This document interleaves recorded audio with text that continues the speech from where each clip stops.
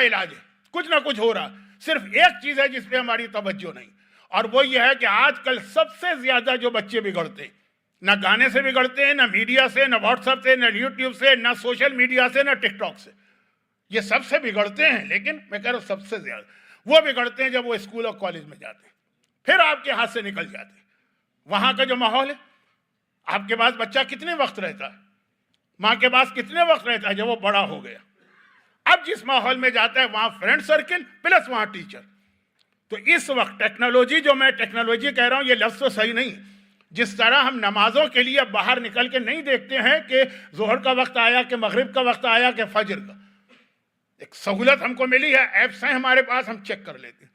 قبلے کے لیے ہم جا کے نہیں دیکھتے کہ وہ ستارہ ادھر ہے کہ وہ ستارہ ادھر ہے تو قبلہ کدھر ہے, ایپس ہیں ہم چیک کر لیتے ہیں. اسی طرح سے تربیت اولاد کے لیے اس وقت جو سب سے بہترین چیز ہے وہ یہ ہے کہ ہمارے اپنے اسکول, یہ سلسلہ ہی ختم ہو جائے, نہ رہے بانس نہ بجے بانسری. جہاں سے ہماری اولاد کو سب سے زیادہ بگاڑا جا رہا وہ آپ کے کنٹرول میں بھی نہیں ہے, آپ بھیجیں گے اسکول, اس کے بغیر گزارا بھی نہیں ہے. جہاں پہ حکومتی قانون ہے ان کی بات نہیں کر رہا, جہاں نہیں بھی ہیں تو آج کے دور میں کون اپنی اولاد کو جاہل رکھ سکتا. اب تو وہ زمانہ بھی نہیں رہا. مجھے یاد ہے اپنی جوانی میں مجھے اپنے خاندان کے بزرگ سے بڑی بحث کرنا پڑی تھی. وہ اپنی بچیوں کو اے بی سی ڈی اور الف بے سکھانے کو تیار نہیں تھے. جو تھا نا کہ عورتوں کو مت پڑھاؤ, آرگومنٹ کیا تھا کہ شہزادی فاطمہ کون سے اسکول میں گئی ہیں کہ ہماری بچیاں جائیں. تو ہم نے کہا پھر مردوں کو بھی مت پڑھائی. مولا علی کون سے اسکول میں گئے ہیں کہ آپ کہہ رہے ہیں کہ ہم اپنے بچوں کو اسکول بھیجیں گے. نہ امام نے کسی اسکول میں تعلیم حاصل کی, نہ شہزادی نے. لیکن کہہ رہا ہوں کہ شیطان کس طرح سے آدھے آدھے آرگومنٹ ذہن میں بٹھاتا. اب ایسا زمانہ نہیں. اب ہر ایک کو پتا ہے تعلیم کی اہمیت. جہاں کوئی قانونی پابندی نہیں ہے پاکستان, وہاں بھی ہر باپ اور ماں اپنی اولاد کو تعلیم دلوا. اب بہترین طریقہ تعلیم کی تعلیم ہو جائے, تربیت کی تربیت ہو جائے, آپ کا بوجھ اتر کے اسکول کے اوپر چلا جائے.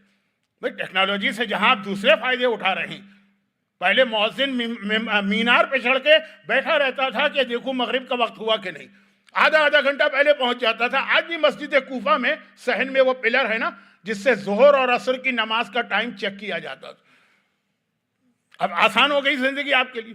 اور جو میں نے چھوٹی چھوٹی مثالیں دی کہ ڈومیسٹک اپلائنسز آ گئے, اب سل بٹے کی ضرورت نہیں, گرینڈر اور فوڈ فیکٹری اور پروسیس جو کچھ بھی چیزیں سب آسان ہو جاتی ہے تربیت اگر ہمارے اسکول.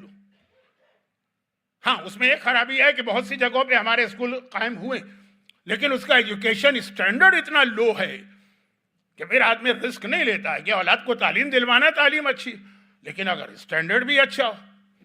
صرف ایک مسئلہ ہوگا, وہ یہ ہے کہ بہت سے ملکوں میں, پاکستان کی بات نہیں کر رہا ہوں, ویسٹرن کنٹریز تعلیم فری ہوتی ہے, اور اگر اپنے اسکول پرائیویٹ ہوں گے تو وہاں پہ فیس دینا پڑے گی. اچھا, آج کے زمانے میں ٹائم زیادہ قیمتی ہے, ڈونیشن اتنا قیمتی نہیں. لوگ پیسے دینے کو تیار ہوتے ہیں, ٹائم دینے کو تیار نہیں ہوتے.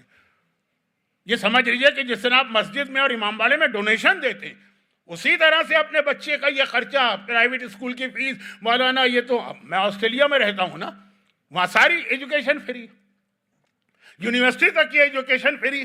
فری کا مطلب یہ کہ ہیکس ملتا ہے, کہ انٹرسٹ فری لون ملتا ہے. بعد میں اگر آپ کی تنخواہ اچھی ہے تو دیں, تنخواہ اچھی نہیں ہے تو مت دیں, اور اس میں بھی کوئی انٹرسٹ نہیں ہے. اس کے بعد کہا جائے کہ جی اپنے پرائیویٹ اسکول ہم نے بنائے ہیں, اس کی فیس ہے یہ اتنا خرچہ. اب یہ ایک جملہ میں کہہ رہا ہوں اس وقت جو ایک تقریر کا موضوع بنے گا, کیونکہ یہ بھی ایک بہت اہم فرق. یہ یزیدی اسلام ہے جہاں ایک ایک ڈالر اور ایک ایک درہم اور ایک ایک دینار پہ آدمی اپنا دین بیچ دیتا. اور وہ غدیری اسلام ہے کہ جہاں انسان دین کی خاطر اپنی اولاد تک کو قربان کر دیتا. اب مجھے یہ معلوم کر کے بڑی خوشی ہوئی, میں جس شہر سے آیا ہوں میلبرن, ایک شہر ہے آسٹریلیا کا, ہم لوگ کب سے کوشش کر رہے ہیں, جتنے سال مجھے ہو گئے کوشش کر رہے ہیں کہ کوئی اپنا اسکول بن جائے, نہیں بن پا رہا. مجھے پتا چلا کہ مسجد علی نے صادق اسکول کے نام سے واقع ایک اسکول, لیکن وہی مسئلہ ہوگا کہ جی وہ 7,000 10,000 15,000 اس کی فیس ہے, اتنا خرچہ.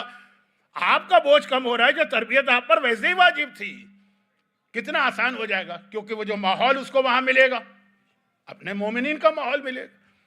وہاں جو اس کو ٹیچرز ملیں گے, گمراہ کرنے والے تو کم از کم نہیں ملیں گے.